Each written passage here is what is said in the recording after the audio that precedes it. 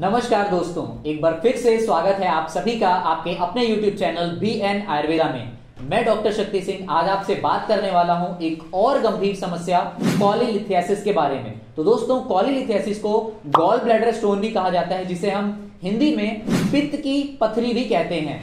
तो आइए देखते हैं कि ये पित्त की पथरी बनती ही क्यों है। हमारी बॉडी में एक ऑर्गन है लिवर, जिसका मुख्य काम होता है हमारे फूड में डाइजेशन करना, और ये डाइजेशन होती है बाइल जूस की वजह से। हमारा लीवर निरंतर ही बाइल जूस को हमारी बॉडी में बनाता रहता है, परंतु ये बाइल जूस हमारे स्मॉल इंटेस्टाइन में लगातार रिलीज नहीं होता।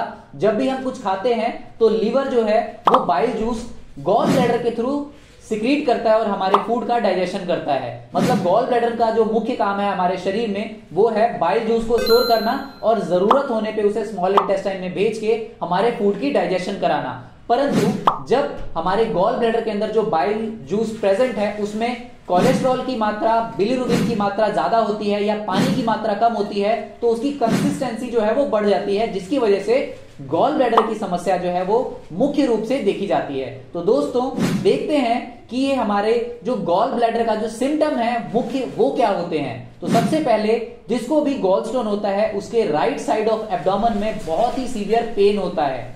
जब भी वो कुछ खाएगा और गॉल ब्लैडर हमारा बाइल जूस को रिलीज करना चाहेगा तो पथरी की वजह से वहां पे बहुत ही ज्यादा इरिटेशन होगी और हमारे राइट साइड में बहुत ज्यादा पेन होगा।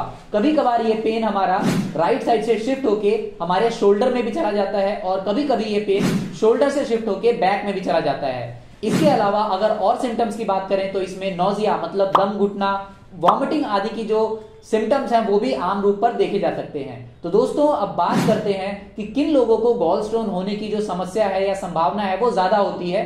तो इसमें हम देखते हैं 4F प्रिंसिपल्स के बारे में। 4F में एक F का मतलब होता है फीमेल्स, मतलब जो गॉल स्टोन की समस्या है वो फीमेल्स में, महिलाओं में अधिक देखी जाती है।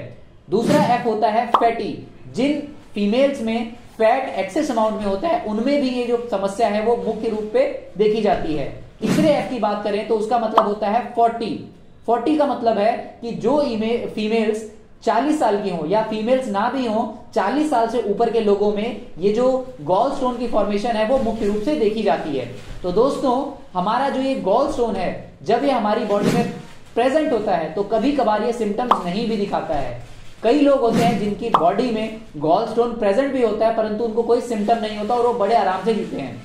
तो गॉल ब्लैडर के अंदर अगर स्टोन प्रेजेंट है और वो बहुत ही छोटा है, बहुत छोटा मतलब एक रेत के कण जितना, तो वो सिम्टम लेस होता है, उसमें कोई भी सिम्टम, कोई भी पेन नहीं दिखाई देता और वो पूरा लाइफ टाइम उसी तरीके से उस इंसान का निकल जाता है। परंतु जब ये स्टोन हमारे गॉल ब्लैडर में से निकल के हमारी बाइल डक्ट में जाके अटक जाता है या वहां पे जाके हमारी बाइल डक्ट को ब्लॉक कर देता है, तो इस वजह से हमको बहुत ही ज्यादा पेन जो है वो सहना पड़ता है। अगर हम बात करें इसके डायग्नोसिस के बारे में तो हम क्लिनिकल सिम्टम्स के बेसिस पे हमारे गॉल स्टोन को डायग्नोस कर सकते हैं, परंतु अगर हम लैब में इसको डायग्नोस करना चाहें और पता करना चाहें कि हमें कितना डायमेंशन का जो स्टोन है वो बना हुआ है, तो हम इसके लिए अल्ट्रासाउंड या सीटी स्कैन करा सकते हैं। इसमें हम साफ साफ हमारे गॉल स्टोन का जो साइज है और जो लोकेशन है उसको पता लगा सकते हैं। यदि हम बात करें हमारे गॉल ब्लैडर के ट्रीटमेंट की, गॉल स्टोन के ट्रीटमेंट की, तो इसमें काफी सारी मेडिसिन हैं जो दावा करती हैं कि हम गॉल स्टोन्स को पिघला के निकाल देते हैं, परंतु ऐसा बहुत ही रेयर होता है। गॉल स्टोन अगर किसी को हो गया है, अगर वो ब्लॉकेज कर रहा है,